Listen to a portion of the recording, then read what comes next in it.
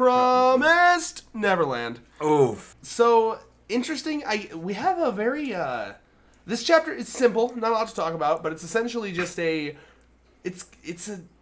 awkward. I guess as an American, I'm gonna say this as lightly as possible. It just made me think of all of like the shooter drills that we, you know what I mean. So like I recently got a new job. We had a very where you have a PowerPoint and it's like hide, cover the windows, do this shit. It just made me think of that. And I just had to take aggressive intruder training too. So yeah, but yeah, it's one of those really touchy subjects that we're not going to stay on it too long. Yeah, the only reason I bring it up is because like I don't know what else to say. Like that's just what I was thinking throughout the entire chapter. You know, just run, hide, and do the things. And it's crazy. I guess this is so.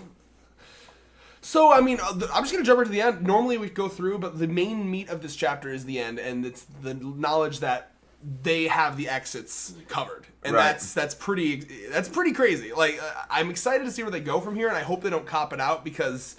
If they have the exit covered, the entrance covered, what are they going to do here? Like, mean, because they're essentially trapped. And, Scatter! Yeah. So there's so little to talk about. Right. I don't know what the fuck to talk other than Well, Lucas just begone thought neck snapped him. Oh yeah, he definitely did. The art got like really it got like gross detailed there. Yeah, the veins are popping out from the pressure, and he's like, he's got to go. He's got to go. He's got to go. You ruined that moment. So he's got to go. I burped as when I was saying. God, David. No, I don't know if I think the only thing we can really talk about here is just like where we think it's gonna go from here. Because like I'm honestly at a blank of like what to talk. Like you get they come in. There's like 6 of them. They have all these different emergency exits, and they plan for this obviously. Mm-hmm. So like this shows that they've been planning for this. They had like bags at the ready, weapons at the ready. So honestly, I'm interested. I'm looking forward to it. Because you got your wish. They have to abandon the shelter. Yes, that is something I definitely wanted. Because I think that the shelter has been too much of a crutch for the series. Yeah, like they kind of pinball back and forth between locations. I think it'll be more interesting to see them actually have to survive out there with no fallback. So I am looking forward to that certainly. I'm also, if they don't like kind of rush past this, I hope it's not just instantly resolved. I would like to actually see a legitimate we have to sneak around the woods while these gunmen are chasing us. We have to outsmart these gunmen. Like this is what some essentially human on human combat too. Yeah, would be interesting. For real.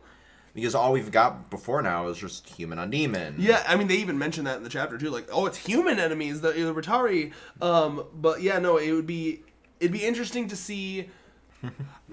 So little to talk about in this fucking chapter. I hate it.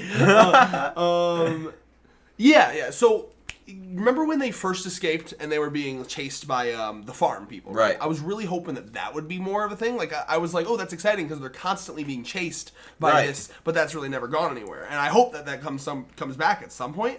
I mean, now it has a chance to come back. Yeah, exactly. Like I would actually really like to see like a triple threat of sorts go on where I'd like it if you have Ratari's people, then you have the farm. I think that'd be interesting if they were both chasing him because the farm, they want to get their merch back. The Ratari is almost like the CIA FBI of the situation where they're just like, nope, it's gone too far. We just gotta fucking cap them all. So one would be like, nope, get them, bring them back to the farm, sell them. The other one's like, nope, we just gotta cap them, bury the evidence. And I would love to see that interaction and the conflict there of nope, we gotta get rid of them. And then the farm being like, no, they're our merch, motherfuckers. You don't So that would be interesting. It'd be interesting to see just an all-out warfare here. And this really set up a fucking way for that to happen now because I don't think the farm people knew about this shelter, obviously, because we've had, 70 chapters? It even took Ratari's people, a while to find it, apparently. I guess there is a couple other implications we can talk about. So, something that they brought up, which actually caught my eye, and I think that this might be a foreshadowing for something, Pepe was very adamant about the fact that they just appeared. Mm-hmm. It was like they weaved around all the camera blind spots, which makes me... This kind of lends to the theory that Andrew is potentially, at least at one point, worked with Minerva. Mm-hmm. Because that would imply that he knows exactly how these shelters were designed. So he was able to weave his men around the blind spots of the camera.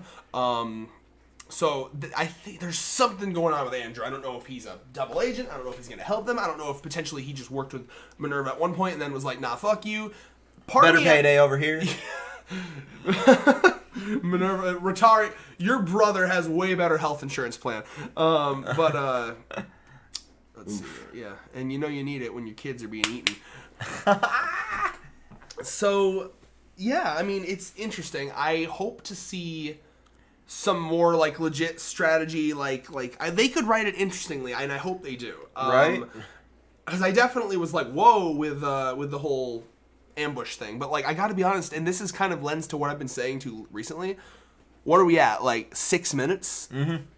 Already out of shit to talk about. Right. And I just, it's to me, this is a flaw of this series. It's just not.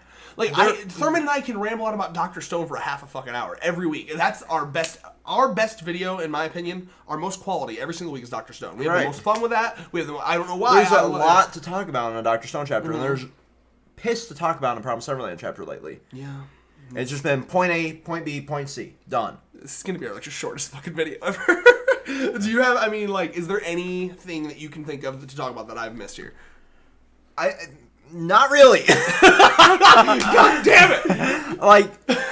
Like the tunnel exit. Just like, okay, I thought for a second this was going to be their cop out, but no, they. I'm glad that they're that was an interesting God, but fuck, we know about this shit, which also lends to the idea that he knows how they're designed once again. Right. Yeah. But I figured that was just going to be their cop out. Mm-hmm. I'm glad that they're not copping out. I just hope. Have we gotten any deaths yet? Besides Corone, and Connie at the beginning. Yeah, exactly. Just spray and pray a couple of the kids away. Pray the kids away. Pray away the kids. A little spraying involved, obviously, but just close your eyes and pray. God will take care of the rest. Demon Chibi God. Demon Jesus. Demon Chibi Jesus. They just placed the corpse on the altar from the last chapter. Oh my god. Yeah, As you do when they're sacrificed. Promised Neverland, when the chapters has so little stuff in it, you have to make your own content in the video. Get ready for the cavalcade of dislikes, David. High five. Yeah!